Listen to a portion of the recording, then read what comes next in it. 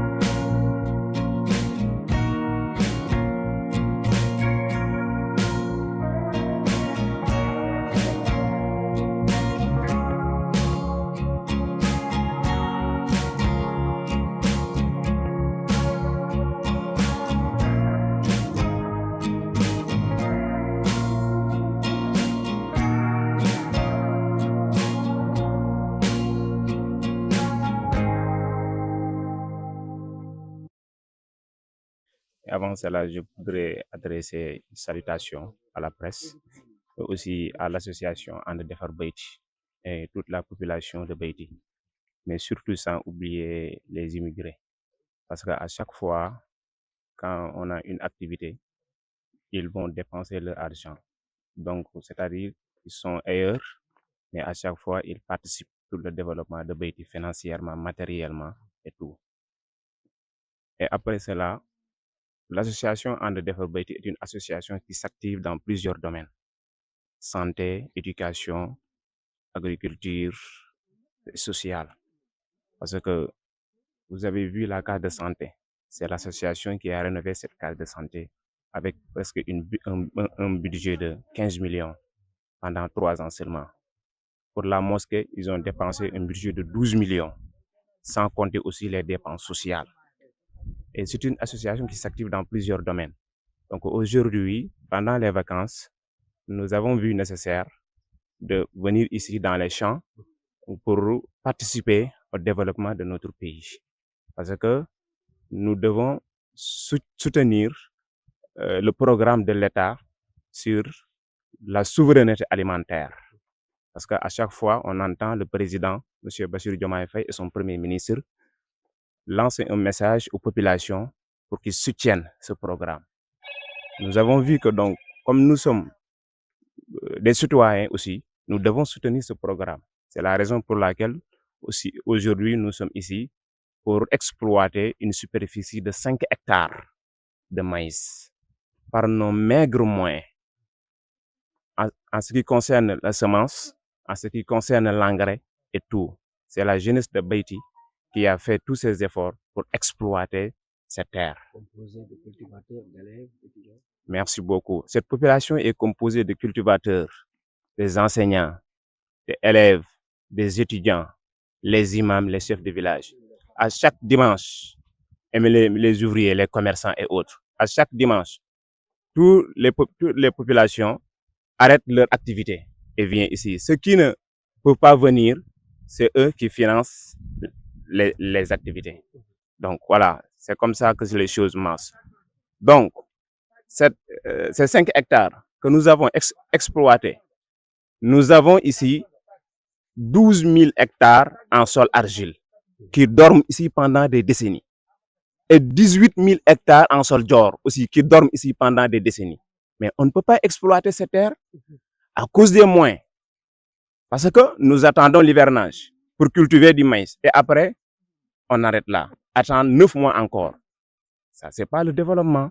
Donc, si on avait de l'eau en quantité et qualité, nous avons cultivé beaucoup de maïs et même d'oignons, pommes de terre.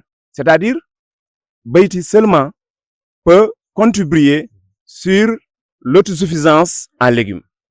Si on avait de l'eau, nous allons réussir, Inch'Allah, l'autosuffisance en légumes. Donc, c'est la raison pour laquelle nous lançons un message solennel au président de la République, son premier ministre, son gouvernement, que la population de Beïti est là. Les gouvernants qui étaient là venaient ici pour nous rendre visite. Et après, ils disent, mais nous ne savons pas qu'il y a une potentialité qui existe ici. Mais après, Fouras Dali Khadien, comme disaient les Wolofs. Maintenant, avec ce gouvernement, nous sommes très optimistes. Ce gouvernement de rupture, nous pensons qu'ils vont entendre et écouter notre message et ils vont venir nous rendre visite pour découvrir la potentialité qui existe là. Si cela est fait, Inch'Allah, je ne dis pas que les populations de Beïti, mais nos frères Saloum et nos frères Baol n'ont plus emprunté les pirogues pour rallier l'Eldorado européen. Ils vont venir ici, ou bien ils vont aller à Beïti pour demander pour travailler ici. Donc, c'est là notre message. Donc, nous lançons un message encore au président de la République. Voilà une population qui est très dynamique, qui est engagée pour faire participer au développement de leur pays. Oui, pour les récoltes, nous attendons à peu près 60 tonnes. Nous attendons à peu près 60 tonnes de maïs. Mais si nous avons l'eau, on peut cultiver des centaines de milliers de tonnes. Mais c'est la rareté de l'eau qui fait problème. Vous réclamez l'érection des forages dans la zone. Merci beaucoup. Nous réclamons l'érection des forages.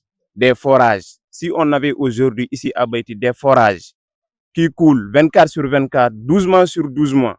Mais nous avons cultivé, Inch'Allah, 12 mois sur 12. On n'attendait pas que seulement l'hivernage pour y participer.